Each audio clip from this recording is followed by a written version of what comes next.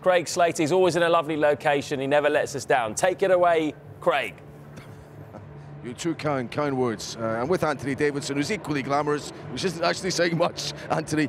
But I think that the point is, yes, there is all the glamour, but maybe once or twice over the last few years, as a competitive spectacle, even on Saturday, this hasn't been so competitive. However, based on what we've gathered coming into this and the form guide, just how open is this Monaco Grand Prix, I think Anthony? it's going to be very open, Craig, this weekend. I think, you know, every team has to bring their A game here because the competition's so close at the moment. Like we've seen in the last couple of races, the top 3-4 cars separated by 1 or 2 tenths of a second.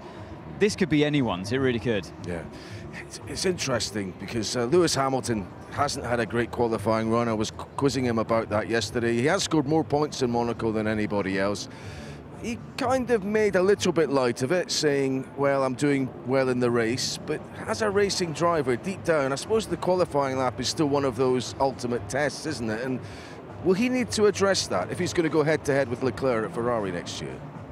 Well, and also here in Monaco, because there's no truer test for a driver and their skill than putting the car on the line in between the barriers here in this tight, twisty circuit, than when it comes to qualifying. And you've got to get the best out of yourself when it really matters, because overtaking is near on impossible around this track.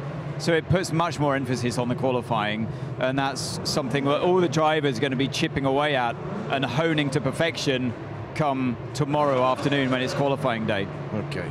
The other interesting thing which often happens is that deals are done here, aren't they? I mean, we can look at the scene. We've spotted Max Verstappen's dad, for example, back with him at a race for the first time in a while. Still rumours circling that Mercedes might still be able to attract him. We don't think they're going to go for Carlos Sainz. We think they've ruled that out already. What about Sainz? Reports now linking him with a possible move to Williams. We've been kind of putting him at the Sauber Audi project. We've got to turn that on its head. If Audi can't lure Carlos Sainz, what does it say about how well that project is going, which aims to debut impressively in 2026? It's an intriguing question, definitely, and prospect. Sainz holds a few cards, and he's in high demand really for after Max Verstappen. If he became available for whatever reason, he obviously would be the #1 choice for any team to get him in their car. He's that fast and that accomplished as a racing driver these days.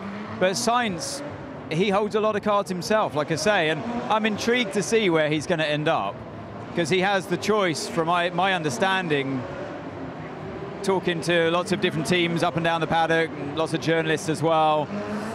It seems he's got the choice of either Audi, Williams, Haas, and maybe even Sauber as well, which obviously will turn into Audi.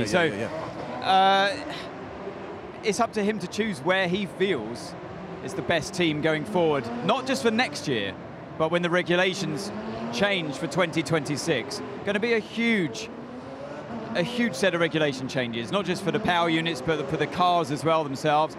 And nobody's got a crystal ball. Okay. So if he ends up at Williams, for example, like you say, what does that say about his and Audi's prospects for the longer term? Because that's got to be a bit of a kick for them. Yeah, very much so. Just finally, a lot of head scratching yesterday about how the Monaco race can be made a bit better.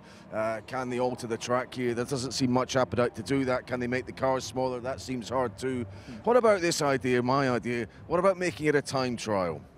Go on and have a qualifying, and then each of the drivers gets 4 or 5 laps to set a time, one after the other.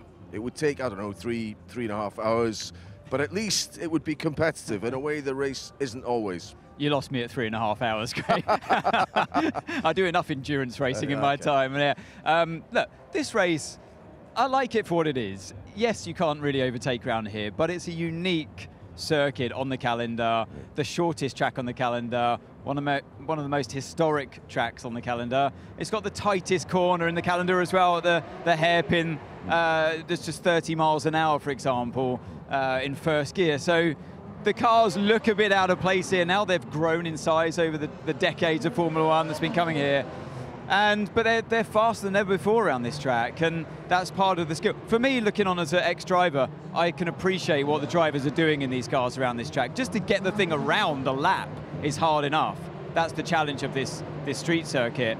The fact that they all go out there and race together is a whole other story, and not many drivers out there could do what they do. Okay, well, that's a hard sell. I tried selling that idea to Greg Maffei, the boss of Liberty Media, yesterday. He sort of listened to me for about a minute and then walked off. But never mind, but he did tell us potential races, or at least bids for races from Seoul, Korea, maybe Indonesia as well, and possibly Thailand too. So Formula One very much in demand. They want a piece of this action all around the world.